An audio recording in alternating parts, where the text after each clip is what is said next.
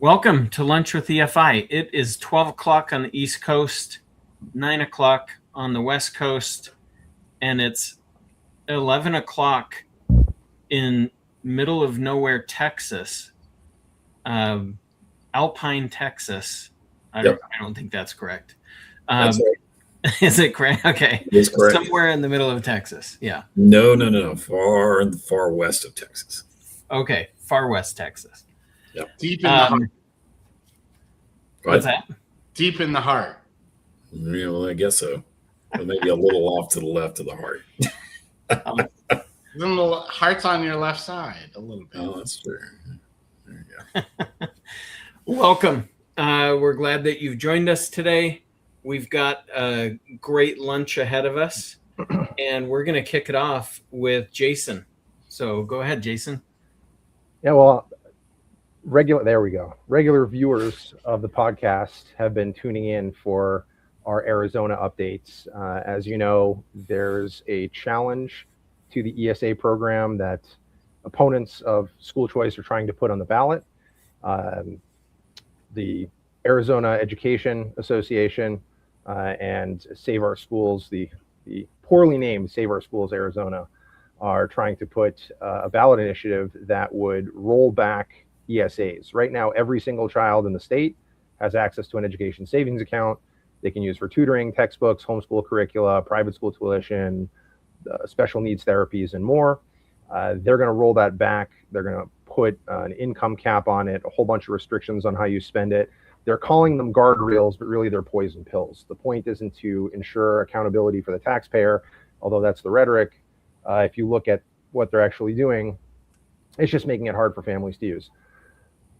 The Goldwater Institute filed a lawsuit and challenging the signatures. Now, we've talked in previous episodes that many of the signatures, really tens of thousands of the signatures that were gathered were from non-registered voters.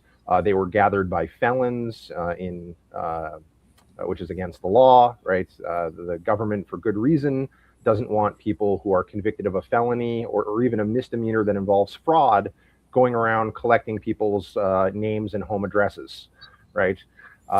There were also cases where there were duplicate signatures. Somebody signed multiple signatures, or signatures, somebody signs 10 people's signatures and you see that it's all in the same handwriting. These things are not allowed. The court has been hearing oral arguments about this starting last Friday, also Monday and yesterday.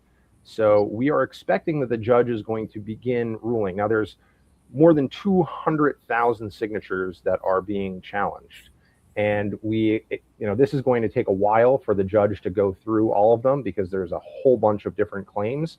In some cases, they're challenging a particular signature. In other cases, they're challenging the validity of the petition circulator who gathered the signatures.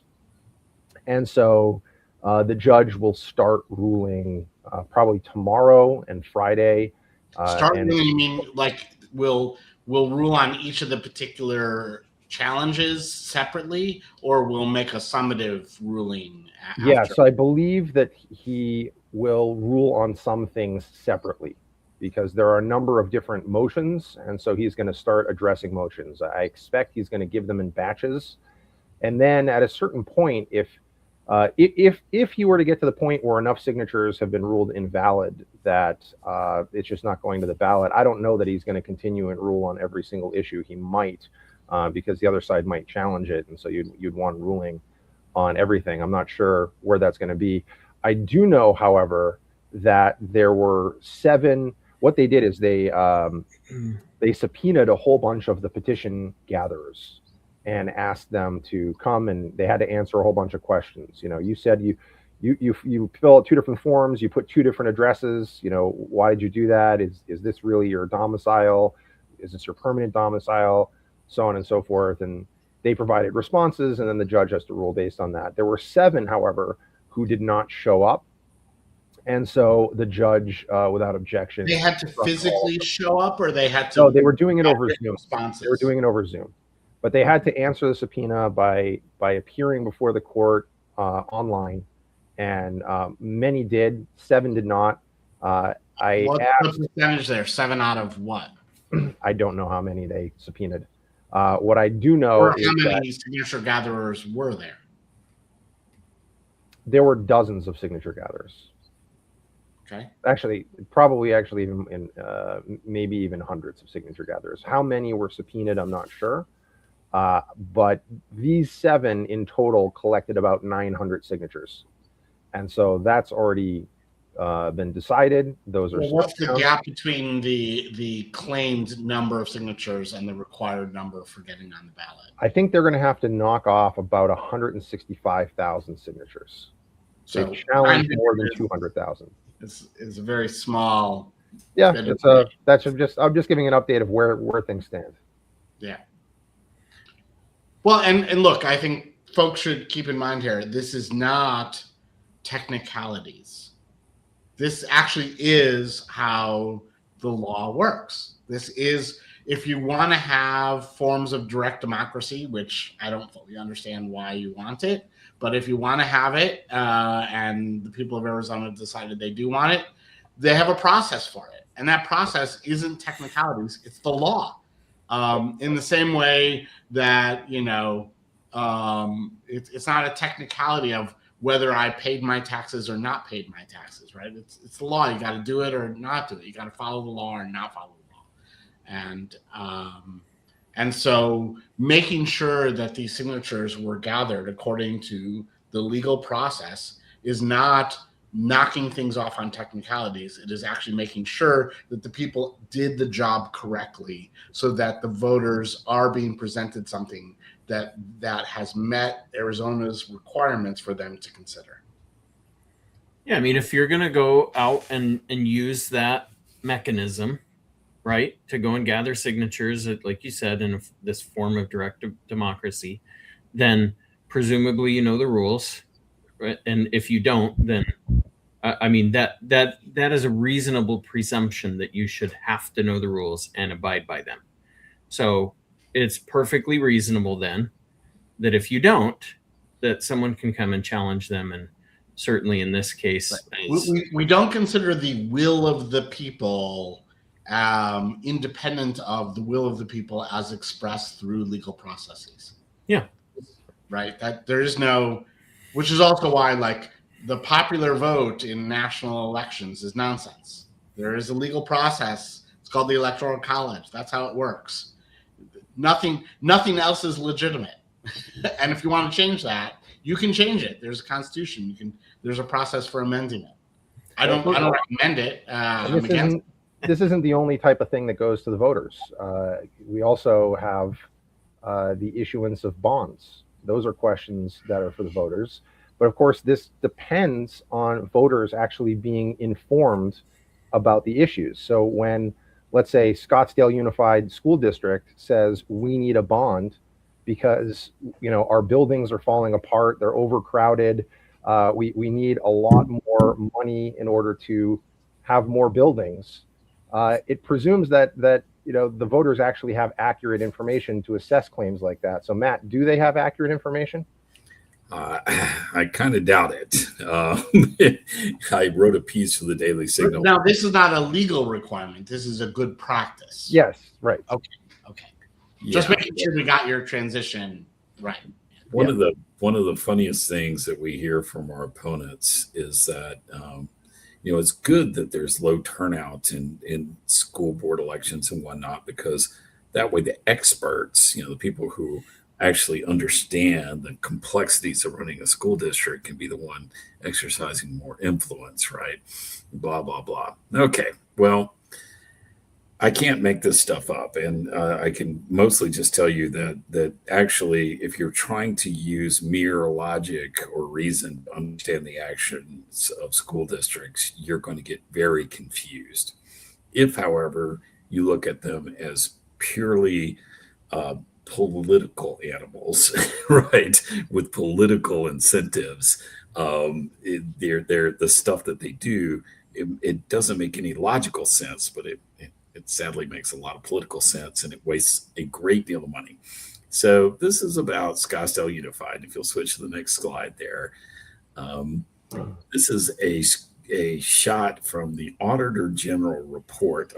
They did an audit on Scottsdale Unified in 2015, and over there on the right is a lot of text, but I can tell you the important part is in 2015, they said that Scottsdale Unified had a physical plant that would accommodate 38,000 students. And at that time, back in 2015, they had about 25,000 students enrolled. And the audit went on to say, by the way, if you made some more rational choices about, spending all this money on vacant and underutilized buildings, that you would be able to shift millions of dollars out of operations into things like teacher pay. Okay, so that was 2015. Next year, in 2016, instead of listening to the Auditor General, if you go to the next slide, Matt, what the Scottsdale Unified School District actually did was to go out for a $229 million bond issue. Okay, and part of that $229 billion is something we've already discussed on the podcast, which is Pima Elementary School, which was one of several Scottsdale Unified buildings, which at that point, again, 66% full district-wide in their space. They tore campuses down and rebuilt them. Okay, as you see there, this is a screenshot. They dug holes and filled them back up again? Basically. So Pima Elementary down there on the bottom, they spent over $20 million tearing down a campus to the ground, hauling off the stuff and building a brand new Pima Elementary for between 700 and 840 students. They said at the time it was for 700 students and some administrative space. I actually went into the National Center for Education Statistics and saw that Pima Elementary had never had 700 students, going all the way back to as far as the data stretch was 1986. Okay. But of course, and they had 452 students enrolled when they tore the thing down and rebuilt it for $20 million. Okay. The next year, in 2019, the enrollment went up a little bit. So maybe the field of dreams strategy, if you build it, they will come, right? It went up to 492 students. Now, granted, this was a school designed for 700 students. Okay. Something else happened in 2019, something rather unfortunate.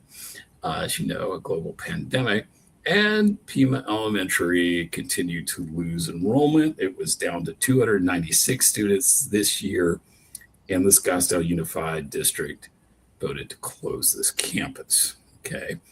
The taxpayers of Scottsdale Unified will be paying off this bond until the year 2036.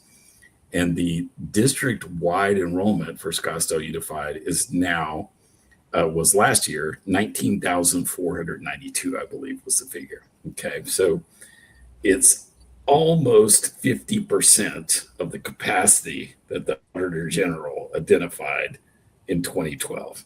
Okay, so if you go to the next slide. Now, you might think that a rational actor who had engaged in hundreds of millions of dollars of bond debt in a field of dreams strategy where if you build it, they will come, and watched their enrollment shrink from 25,000 to below 20,000, you might think that rationally the thing to do would be for the Scottsdale Unified School District to focus on running schools that would actually attract enrollment, right? But they read Carbo Jackson, and he said that better facilities improve educational outcomes. Right. Science said it. Right. And so that should attract people, right? So just like Fauci is the science. Yeah. I mean, it worked. It worked so well last time. And by the way, Pima Elementary is the first of these tear down and rebuilds that has been closed. It may not be the last. And it's not that they tore down like an asbestos-filled building. Like there was a reason they tore down where it was dangerous. In fact, there was extensive community resistance in some instances to tearing down and rebuilding campuses, and a lot of people in Scottsdale were claiming that it was unnecessary and the campuses were perfectly fine. Of course, there was some NIMBYism involved in that, and they didn't want construction trucks on their streets and whatnot. Okay, so Scottsdale Unified was at 25,000. They spent a bunch of money in a field to stream strategy. It fails, right? Their enrollment shrunk anyway. There's a baby bust going on. There's other options available. Scottsdale Unified's having a rough time of it. So obviously, like, forget about reason and logic. Politically, what Scottsdale Unified has decided to do is triple down on the field of dream strategy and put a $375 million new bond on the ballot for November 2026. So as part of the, I mean, obviously the appeal of this is great because basically there's huge profit in public schools. Anyone who says, oh, private schools are run for profit, but public schools are run for the good. Right. I have no idea all the contractors involved in public schools. Everyone who sells stuff to schools, including the construction companies, they got to keep work going. And by the way, they also have building codes for schools that are extraordinarily, excessively rigorous. So that construction costs are super high per square foot, but also there are only a handful of vendors who could possibly navigate and satisfy the very difficult building codes. Funny you should mention that, Jay, because in 2017, the local NPR station did a really, really fantastic job in some investigative reporting rather than just, like taking the talking points from teacher unions and regurgitating them uncritically. They actually looked into school bond elections in the Maricopa County area, and they found multiple examples where the only donors to the campaign were architectural and building firms. Okay. And I went to go look at the reports for the last Scottsdale bond issue. And sure enough, they weren't the only donors, but boy, there were a whole lot of architects and builders donating. Plus, it's good business. It's good business. But the genius of bonds is that voters don't think about the balance of debt. They think about the annual payments. It's like the Simpsons episode with the CBP. The CBP, the crippling balloon payment. Oh, right. So, as long as I can make the payments, it doesn't feel like it's a lot. But you do have to pay it off. And in fact, even if the last student leaves Scottsdale Unified, the taxpayers are on the hook to pay for what will, in total, if this bond passes, be $600 and something million. That would be the total borrowing balance of the school district. Well, except for that doesn't include interest. So the total cost of this is actually quite a bit more. And it's roughly, if it's a 30-year bond, just double it. Right. Yeah. So it's I'm afraid that and I've been told by people that what is going on here is a perverse reaction to competition, right? The school district for them, this is cost free. They don't, there's an increased tax, the local taxpayers, they pay out the bonds, and this is a strategy, right? We're going to have the fanciest school facilities. Well, also there's a too big to fail. If taxpayers are on the hook for debt for giant empty buildings, they might have some political incentive to want to fill them with kids. Right? It's not working so far. I mean, these things. But maybe they vote to. Right. Yeah. These are sunken, stranded costs, and literally. They're at 50% capacity, and they're about to go into, I don't know. Well, we could have hyperinflation wipe out those debts. So you always have something to hope for. Right. There's something to work toward. I mean, if we're expecting the school districts to look in the mirror closely and say, why is it that, Arizona parents don't want to enroll their kids here yet? We haven't reached that point yet. So you're saying that buildings don't teach kids? Yeah, that's what I'm saying. Carabo Jackson notwithstanding. Carabo Jackson, Barbara Biasi had something on HVAC. I mean, they already went. They already went from 25 to the less than 20. running up debt. So now they went to daddy's credit card and want to run up more debt. It's a good strategy. Well, you I see, mean, why would they want to do it? in fairness, Jackson says that when you spend money well, it improves outcomes. But he says well is on infrastructure. Yes. He actually provided guidance on what that was. And he said well with infrastructure. Right. Yeah. I mean, honestly, this was in the heat of the pandemic, when there was a lot of federal money available for renovating HVAC systems. Or there was a lot of federal money, and the big push was spend it on HVAC system. That's where you'll get the best return on investment. I mean, Scottsdale Unified is far from alone on this. And in fact, I think we've discussed before the Common Sense Institute of Arizona's study of school board facility statistics, where they concluded that there was space in Arizona school districts for an additional 450,000 students.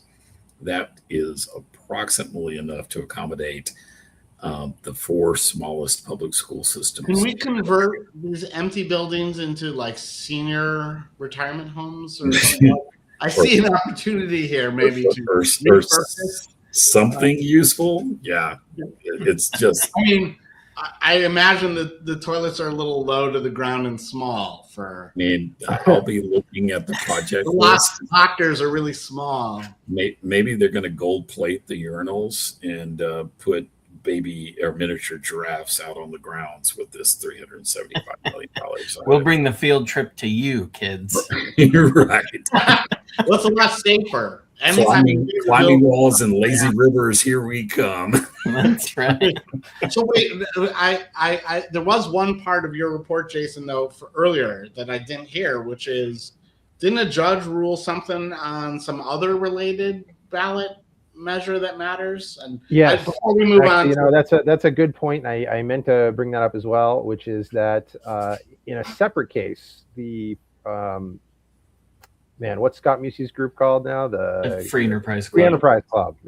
Free Enterprise Club has filed a lawsuit against the Secretary of State, Adrian Fontes, for his description of the ballot initiative. But right? That measure has separately been ruled unconstitutional or something? So No. So this is the same measure. This is the same anti-ESA measure.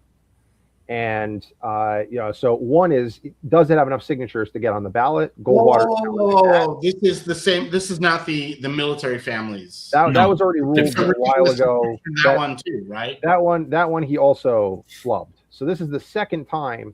So the Secretary of State, when you have a ballot initiative, the Secretary of State puts together an explanation of what this thing does. And so on the military scholarship, children alive. What's that? Keep children alive. Yes. Children alive. Yes. Or if you don't like it, this will kill puppies or something, right? Right. No, but it has to explain what it does. And this one suffered from multiple problems. First of all, it used the term vouchers. And we're not talking about vouchers. We're talking about ESAs. Vouchers have been declared unconstitutional in Arizona. Vouchers are only for private schools. Education savings accounts passed constitutional muster because they can be used for a wide variety of things, including private school tuition. So just from a legal sense, the court has already ruled that there is a meaningful distinction between the two. So you can't use a term that describes something else other than what is at issue. Josh Cohen told me that they're the same thing. Yes, they're the same thing. Well, and if that's the case, if they're the same thing, then we should be talking about Medicaid vouchers. I'm just following all the best and brightest minds in academia. Yes. Are they? Don't forget what's her face from Princeton. Jennings. Oh, right. Jen Jennings. Yeah. Jen Jennings. Formerly known as Edjuwonket. Sock puppet Edjuwonket. Right. That's right. But there were other. You're the best. You're so awesome. Right. Fan fiction there were other about deficiencies as well. So, for example, this imposes a whole bunch of regulations on the school choice program that undermines it, and he didn't bother to tell the voters about what it actually does. So he's describing a type of program that doesn't exist in Arizona. He's also saying, it just adds guardrails. Okay, but let's get into the details of what these things actually do. He didn't do that. So the judge said, try again. Rip this up. Try It's again. like guardrails on Social Security that people above a certain income don't get it. It's just a guardrail. Right. Guardrail. It's just a guardrail that we want to make sure that people who are receiving Social Security spend it on the things that seniors most need. Robot insurance. We're just looking for accountability, you guys. That's all. Just accountability. No one liked my robot insurance joke? Because seniors I remember that. Yeah, that was SNL. What was his name? From Law and Order. Right. Sam Waterston? Sam Waterston, yes. You got to get robot insurance. Right. I don't even know why they make these medicine. They eat for fuel. They eat old people's medicine for fuel, right? I don't know the reference. Anyway, there was clearly a big gap between the reality of what the ballot initiative does and the description of it. And there's another gap that we wanted to talk about today, which is the Mineshaft gap. And so, Matt Nielsen, take us away.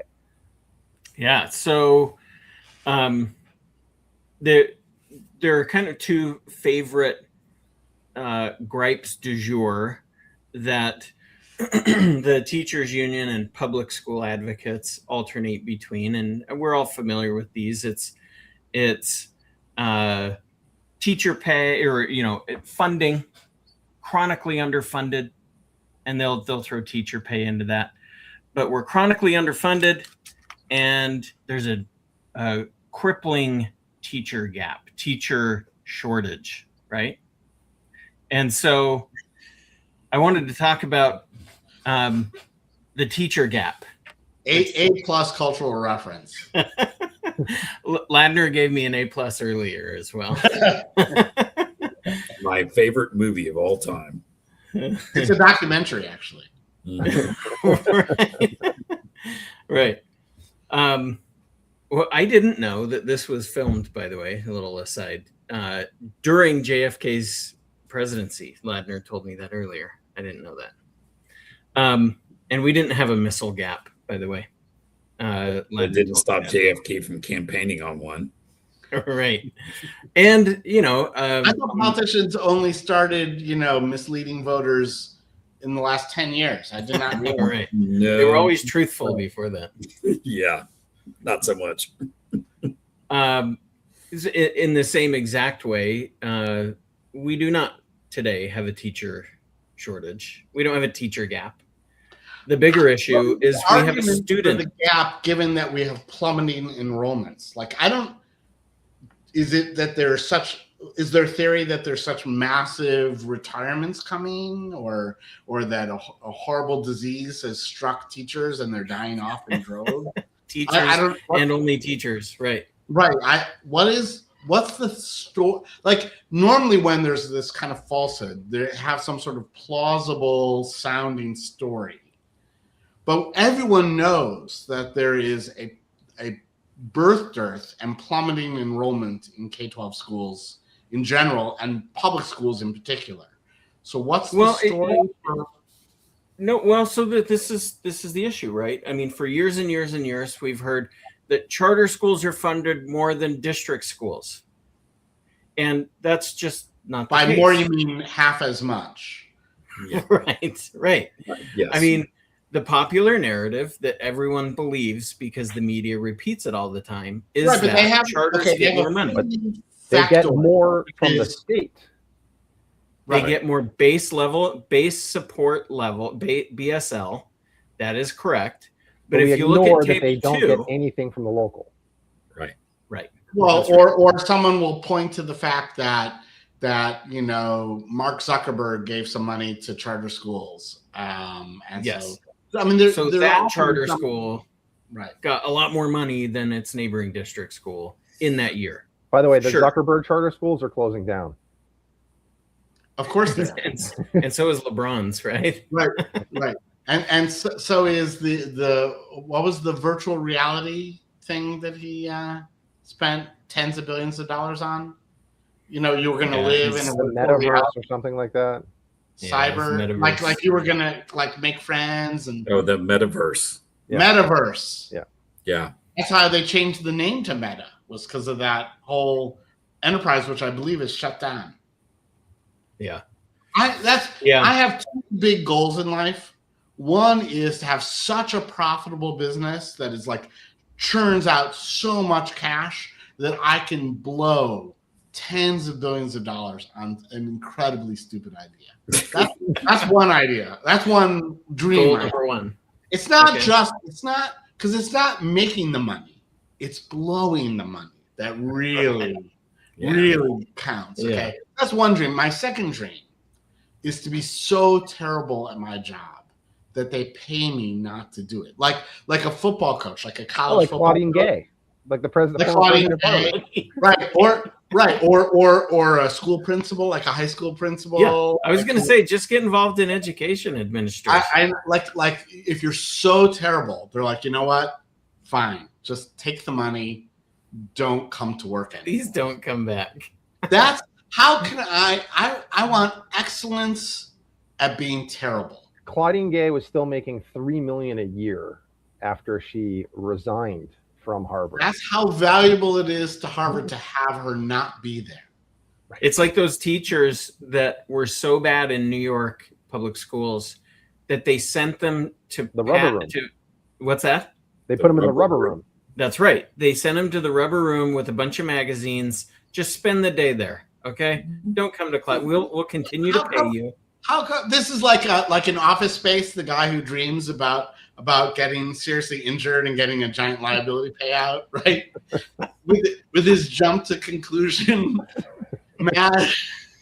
There are dreams that we can have. I think these are good dreams of sucking so much, being so excellent at sucking that they have to pay you not to do your job, or having such a profitable business that you can blow the profits on some really stupid idea.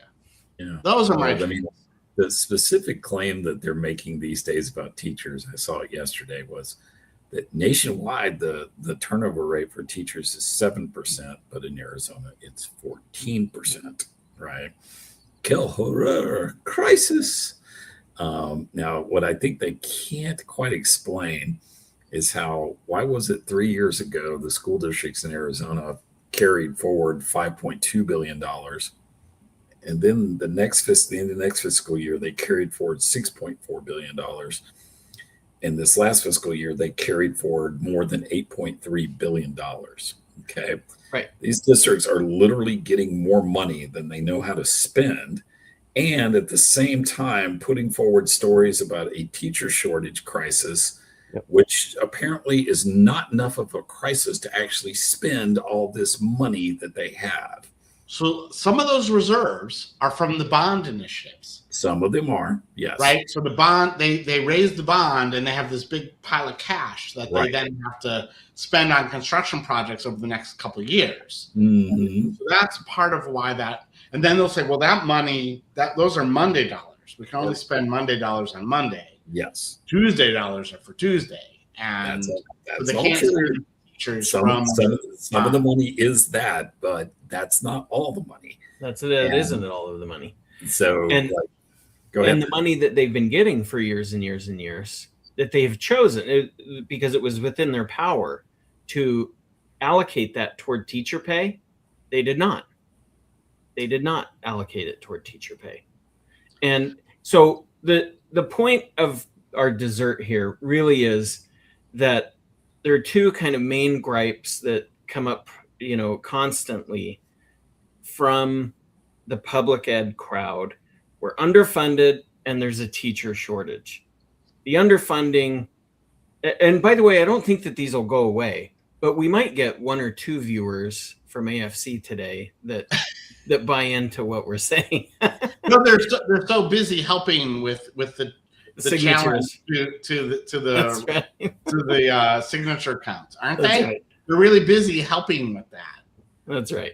They're too, yeah. So and by the way, just think how embarrassing it'll be if the measure doesn't make it to the ballot, and they were saying the sky would fall if you don't agree to these very, very painful concessions, but they're necessary You No, gotta those were common sense improvements. Reasonable. Many states do but this. that, I think, by the way, that reveals the lie, which is that the folks at AFC actually just like those things.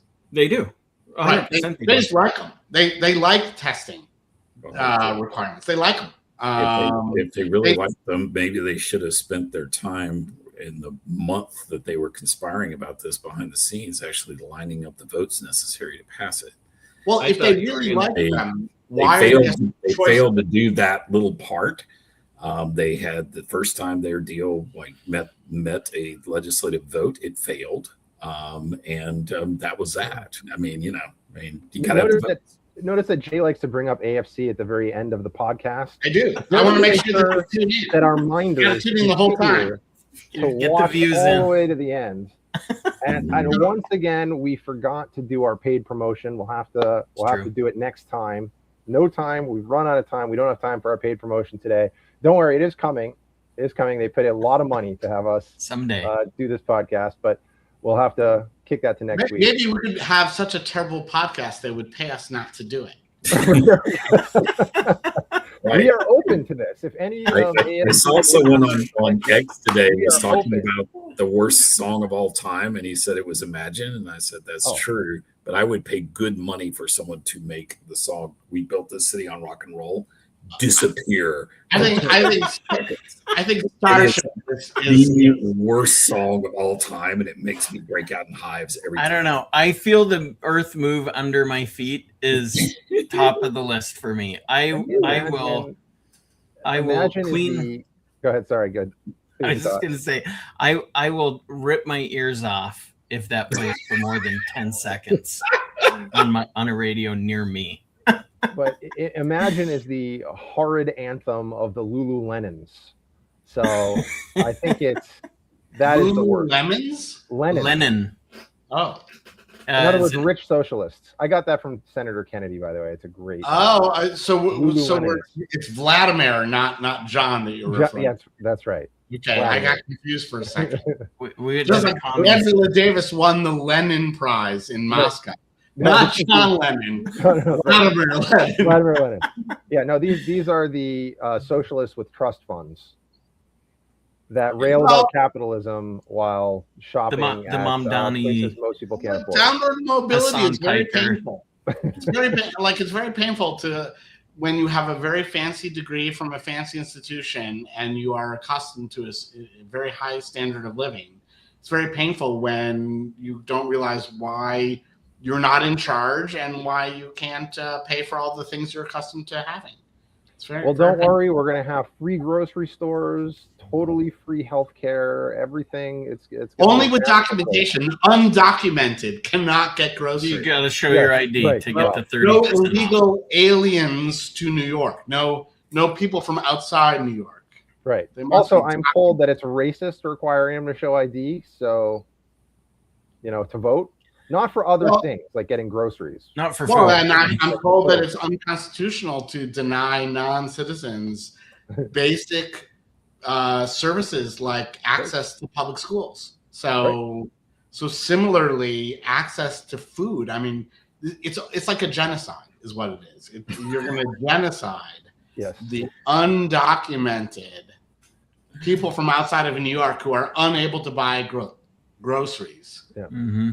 So Mamdani is genociding black people and immigrants. It's a good note to end on. So.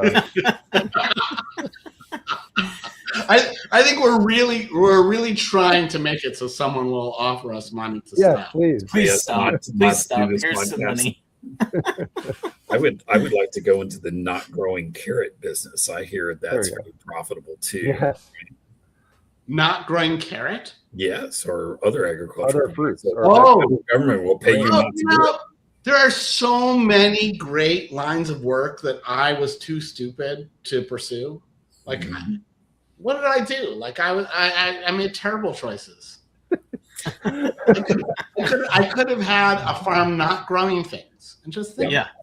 Some absolutely infertile farmland. John Derbyshire used to, on his podcast, recommend that his listeners tell their kids, get a government job. because I it's had all one for- benefits and no work, you know. I had a Yeah, lot of government. fun. It was yeah. So. So I'd recommend that too. Right. All right, everyone. We are, Thanks, as everyone. always, 10 minutes over. So see you all next week. See ya.